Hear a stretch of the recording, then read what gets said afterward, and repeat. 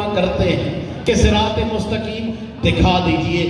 نہ جانے کیسے اندھے ہیں جنہیں محمد کے کندھوں پہ سوار صراط مستقیم نظر نہیں آتا.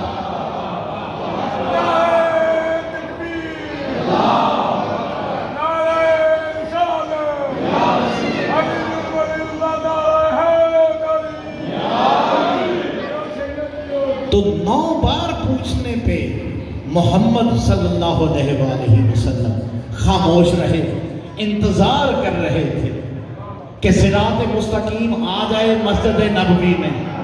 اتنے نے صراط مستقیم دیکھا کہ داخل ہو رہا ہے.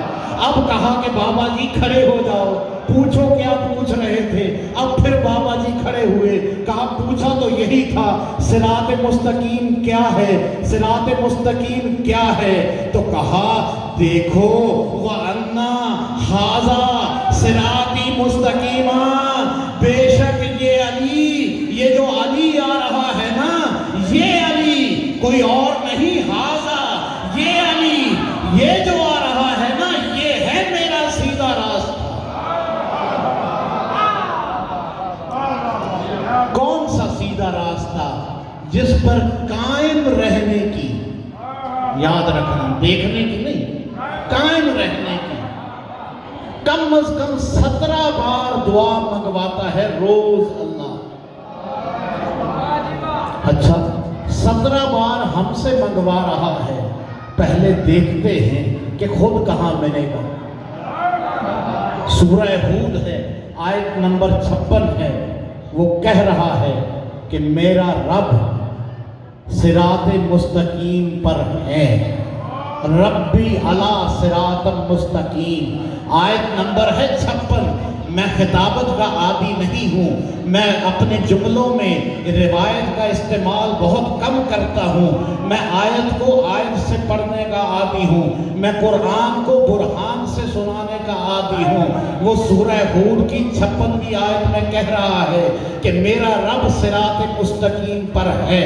اچھا رب صراط مستقیم پر ہے تو آؤ ذرا چیک کرتے ہیں اس رب کا محبوب کہاں ہے. بسم اللہ الرحمن الرحیم، یاسین والقرآن الحکیم انکا لمن المرسلین علی صراط مستقیم. یاسین، قرآن حکیم کی قسم، حکمت والے قرآن، علی کی قسم. میں جلد والے قرآن کی بات نہیں کر رہا، حکمت والے قرآن کی بات کر رہا ہوں. حکمت والے قرآن، علی کی قسم، والقرآن الحکیم انکا لمن المرسلین، بے شک تو، اب کرو ترجمہ، میں نہیں کرتا. بے شک تو انکا لمن المرسلین. اٹھاؤ بارگاہ سے کوئی بھی جلد والا قرآن، اس میں لکھا ہوا ہوگا کہ تو بھیجے ہوں میں سے ہے. نہ بابا نہ، بھیجے ہوں میں سے اگر ہوتا تو ہوتا مرسلین. یہاں ہے مرسلین، تو بھیجنے والوں میں سے ہے. علی صراط مستقیم، تو صراط مستقیم پر ہے. جب رب بھی صراط مستقیم پر ہے، جب رسول بھی صراط مستقیم پر ہے، تو پھر واجب ہی نہیں اور جب ہے کہ ہم بھی یہی دعا مانگیں کہ اللہ ہمیں صراط مستقیم پر قائم رکھ.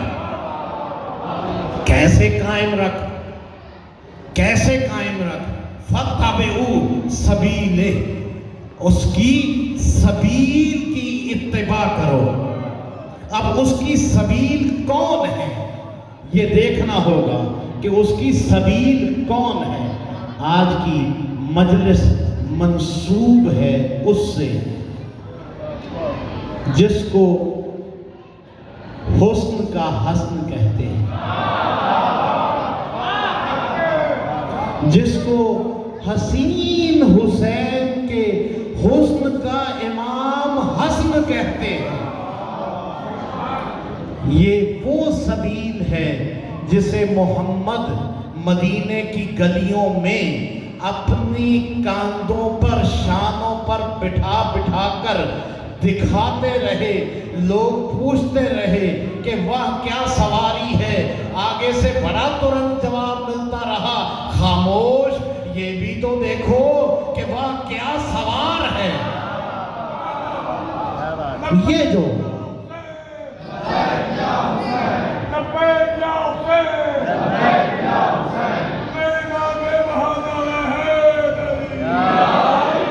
یہ جو محمد کے شانوں کا سوار حسن ہے نا، محمد کے شانوں کا سوار حسن، جس کے ہاتھوں میں اللہ کی قسمیں رہی ہیں۔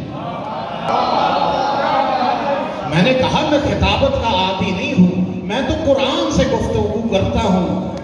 واللیل والضحیٰ، جس کے ہاتھوں میں وہ زلفیں رہی ہیں جن کی اللہ قسمیں کھاتا ہے، تو اس کے ہاتھوں میں پھر اللہ کی قسمیں رہی ہیں نا۔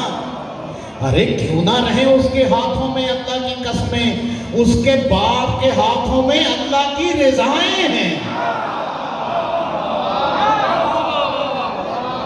تو پھر بڑا عام سا محاورہ ہے، بیٹا تو باپ سے گورا ہی ہوا کرتا ہے۔ اگر باپ کے ہاتھوں میں اللہ کی رضائیں ہوں، ماں راضیہ تو مرضیہ ہو، تو پھر بیٹے کے ہاتھوں میں کم از کم اللہ کی قسمیں ہوں گی۔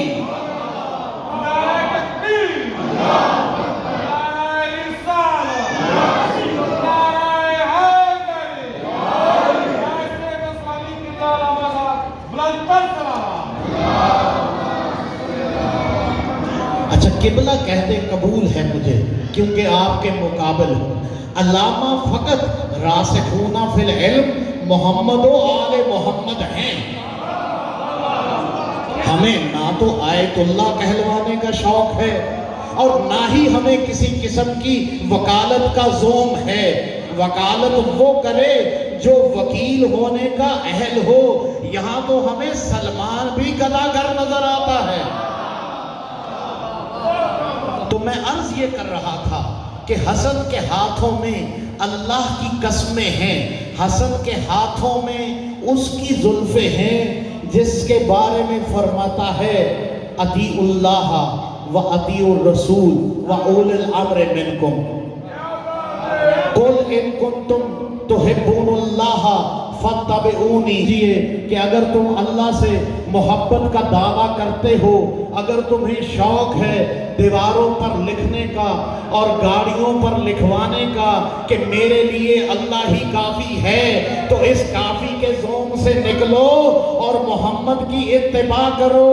ارے جس محمد کی اتباع کو تم پہ اوجب قرار دیا گیا ہے، اس کے شانوں پہ بیٹھ کے حسنین کبھی محمد کو ادھر موڑتے ہیں، کبھی محمد کو ادھر موڑتے ہیں، اور تفسیر بن جاتے ہیں جو محمد نے دعا مانگی تھی، اے اللہ حق کو ادھر موڑ جدھر علی مڑتا ہے۔ یہ ہے وہ حسن۔ آ گیا مقام حسن سمجھ میں کہ کم از کم جس کی سواری محمد ہو، وہ 25 حج پا پیادہ پیدل کرتا ہے، اور برہنہ پاؤں ننگے پاؤں 25 حج۔ جب اس سے پوچھا، حالانکہ یہ حسن وہ ہے جس کے دادا عبد المطلب کے ہزاروں اونٹ چلتے تھے عرب میں، غریب گھرانہ نہیں تھا۔ جناب خدیجہ شادی سے پہلے، عقد محمد سے پہلے اپنا سامان تجارت روم بھیجنے کے لیے عبد المطلب سے ہی تو اونٹ کرائے پہ لیتی تھی۔ تو حسن سخی حسن ہے، حسن کریم حسن ہے۔ دادا کے اونٹ تھے، اور بھی سواریاں تھیں، گھوڑے بھی ارد گرد اچھی سے اچھی نسل کے تھے۔ جس کی پیدائش پہ مرتجز آ جائے، اونٹ ارد گرد، گھوڑے آس پاس، کہنے دو گے گدھے بھی ارد گرد بہت تھے، خچر بھی تھے، بڑے ہی خچر تھے، بڑے ہی خچر تھے، گدھے بھی تھے۔ اس کے باوجود 25 حج پیدل کیے۔ کسی نے پوچھا مولا 25 حج پیدل وہ بھی ننگے پاؤں؟ تو مولا نے فرمایا حسن کو گوارا نہیں ہے کہ وہ اپنے رب سے ملاقات کو جائے اور سواری پہ جائے۔ یہ ہے حسن۔ ایک زمانہ ہے کوفے کا، کوفے میں حسن اپنے گھر پہ ہے۔ ایک بندہ کوفے میں آیا، کوفے میں آیا، مسافر تھا، مسلمان نیا نیا ہوا تھا۔ کوفے میں داخلے پر ایک باغ کے قریب سے گزرا، سوچا پھل تو لگے ہیں مگر کھاؤں کیسے، میں تو ابھی مسلمان ہوا ہوں، میں اس مالک کو نہیں جانتا، باغ کے مالک کو، میں پھل کیسے کھا لوں؟ اس بیچارے کو کیا معلوم تھا، نیا نیا مسلمان ہوا تھا، یہاں تو لوگ مالک سے پوچھے بنا پھل کیا پورے کا پورا باغ کھا جاتے ہیں۔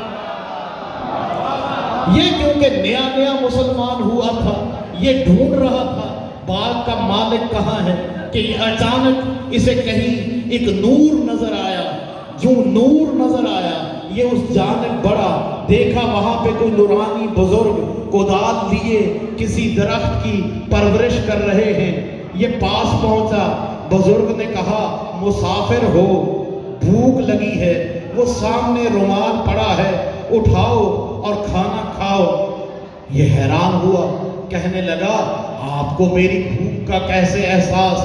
بزرگ نے کہا میں خیر الرازقین کا رزق بانٹنے والا نمائندہ ہوں، تمہاری نہیں، مجھے تو کل جہان کی بھوک کا احساس بھی ہے اور معلوم بھی ہے۔